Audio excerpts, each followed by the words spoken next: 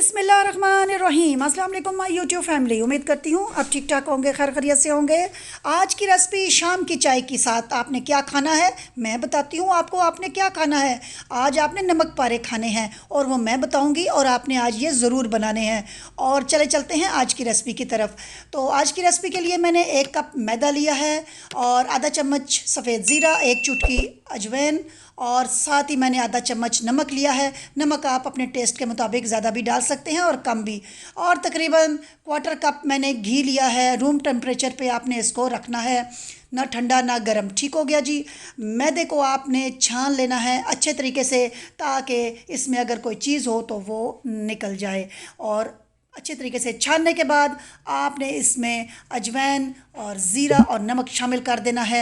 आप इन दोनों में से एक चीज़ भी डाल सकते हैं, दोनों चीज़ें भी डाल सकते हैं, आपकी अपनी मर्ज़ी है। मैंने दोनों चीज़ें डाल दी हैं और नमक भी आपने इसमें सारा शामिल कर देना है। मैदा जो आपने छान लिया था, 1 कप मैदा था।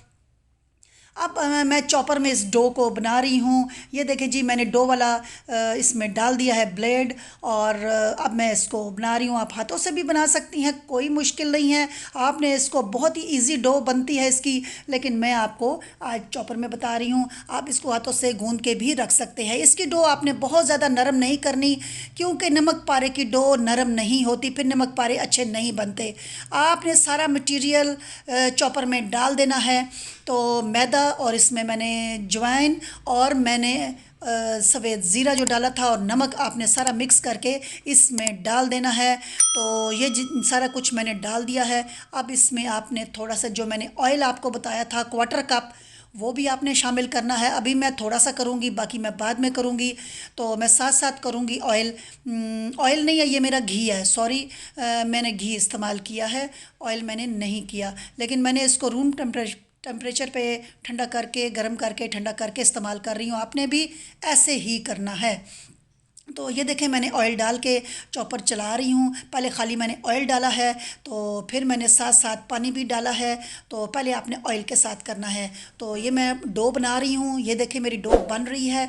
तो अब मैंने जो ऑयल बच गया था थोड़ा सा, वो भी मैंने शामिल कर दिया है। 1/4 कप ऑयल है, याद रखिएगा ऑयल का मतलब घी मैंने डाला है। मैं बार बार ऑयल इसलिए कहती हूँ कि हम हांडियों में ऑयल इस्तेमाल करते हैं तो ज़ुबान पे वही चढ़ा हुआ है। तो आपने घी इस्तेमाल करना है, लेकिन इसको मेल्ट करके रूम टेम्परेचर पे करके फिर आपने इस्तेमाल करना है। तो पानी आपने साथ साथ डालना है, थोड़ा थोड़ा डालना है कि आपका जो ये मैदे का जो मटेरियल है ये बहुत ज़्यादा पतला ना हो जाए। आपने ध्यान देना है, मटेरियल हमने सख्त रखना है, इसको नरम बिल्कुल नहीं होने देना। ये देखें जी, मेरी मटेरियल तैयार हो चुका है। मैंने इसको अच्छे तरीके से नरम करके इसको मैंने आधे घंटे के लिए रेस्ट पे रख दिया है। ऊपर ज़रा सा मैंने हल्का सा ऑयल लगा के इसको रेस्ट के लिए रख दिया। ये मेरा आधा घंटा गुजर चुका है। आधे घंटे के बाद आपने इसके पेड़े कर लेने हैं। पेड़े आपने छोटे छोटे से करने हैं। ये देख लीजिए मैं कितने कर रही हूँ। इतने मटेरियल के मैं तकरीबन 3 या 4 पेड़े करूँगी। तो आप अपनी जगह के हिसाब से जितनी आपकी रोटी बड़ी बन सकती है आप उतने पेड़े ले लें। और आपने इसके पेड़े करने के बाद मैदा हल्का सा लगा के आपने इसकी रोटी बेल लेनी है।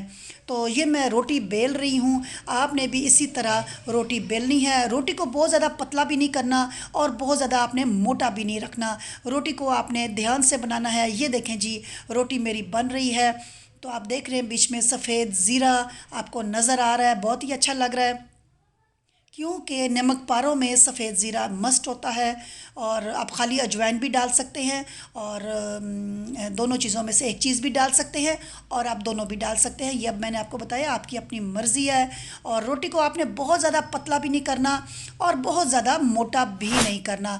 आपको अगर कोई प्रॉब्लम हो कि समझ ना आए कि कितनी मोटी रोटी रखनी है, कितनी पतली रखनी है, तो आप इसको एक रोटी बना के एक उसका टुकड़ा ऑयल में डाल के फ्राई करके चेक कर सकते हैं। अगर आपको वो ठीक लगे तो आप उतनी मोटी रोटी रखें, वरना आप और पतली कर लें। तो ये देखें मैंने काटा कैसे है, आपने देख लिया है। मैंने रोटी बना के इसको किस तरह शेप दी है नमक पारों की। इसी तरह आपने काटना है, छुरी से काटें, पिज़्ज़ा कटर से काटें, जो आपके पास चीज़ है आप उससे काटें। अब मैंने ये काट के थोड़ा सा मैदा इसलिए लगाया कि आपस में ये चिपके ना, बिल्कुल हल्का सा मैदा लगाना है, बहुत ज़्यादा भी नहीं लगाना। तो फिर उसके बाद आपने ऑयल आपका गर्म होना चाहिए, ऑयल ठंडा नहीं होना चाहिए, ये याद रखिएगा। लेकिन इतना भी गर्म ना हो कि आप डालें और साथ ही आपके नमक पारे जल जाएं। बस गर्म होना चाहिए, बहुत ज़्यादा धुआं ना निकल रहा हो। और आपने इसमें नमक पारे डाल के साथ साथ फ्राई करने हैं। जब आप समझे ब्राउन से हो गए हैं, बस जलाना आपने इनको नहीं है, बस क्रिस्पी से हो जाए तो आपने इनको निकाल लेना है। निकाल के आपने इसको अच्छी तरीके से ऑयल इसका निकाल के फिर आपने प्लेट में रखना है। और दिल करे तो नीचे टिशू रख लीजिएगा, क्योंकि टिशू पे ऑयल जब सारा चला जाता है तो फिर ये अच्छे लगते हैं खाने में। ऑयल अगर आए तो फिर अच्छे नहीं लगते। तो ये देखें जी, शाम की चाय के साथ आप ये बनाएं और ये खाएं और फिर मुझे दुआओं में याद रखें। बहुत ही मज़े के हैं, मैंने बनाए थे, बहुत ही मज़े के बने थे, बहुत ही क्रिस्पी थे। आज की शाम की चाय हमारी बड़ी ही मज़े की लग रही थी, क्योंकि साथ हमने घर में बनाए थे और ख़ुशी भी थी कि आज इतने अच्छे बन गए और इतने मज़े के बन गए और सब ने खाए, सब ने बहुत पसंद किया। आप भी बनाइएगा और मुझे फ़ीडबैक ज़रूर दीजिएगा कि आपको मेरे नमक पारे कैसे लगे। तो इसी तरह आपने निकाल के अच्छी तरीके से ऑयल बिल्कुल अच्छी तरीके से निकाल के आपने इसको रख के तो फिर इस्तेमाल करना है। तो फिर ये खाने में बहुत मज़े के हैं, नमकीन हैं, शाम की चाय के साथ खाएंगे तो आपको बहुत ही मज़ा आएगा। तो मेहमान भी आ जाएं तो तब भी आप ये बना सकते हैं, अपने लिए भी बनाएं। और अच्छी साफ़ सुथरी चीज़ है, घर की चीज़ है। ये मैंने दूसरी रोटी को भी बेल के इसी तरह मैंने ये देखे, मैंने चमचे की मदद से इसको काटा और फिर मैंने इसको सारा उतार लिया है और फिर इसको भी मैंने फ्राई कर लिया है। तो इसी तरह मेरी 2-3 मैंने रोटियां बनाई थी। एक कप में तकरीबन 3-4 रोटियां बन जाती हैं, 3 तो आराम से बन जाती हैं।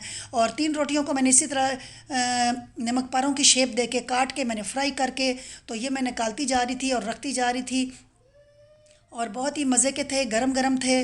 तो आप भी बनाइएगा, फ़ीडबैक ज़रूर दीजिएगा, आपके फ़ीडबैक का मैं इंतज़ार करूँगी। और आज की रेसिपी कैसी लगी मुझे ज़रूर बताइएगा। दुआओं में याद रखिएगा। इजाज़त दीजिए, अल्लाह हाफ़िज़।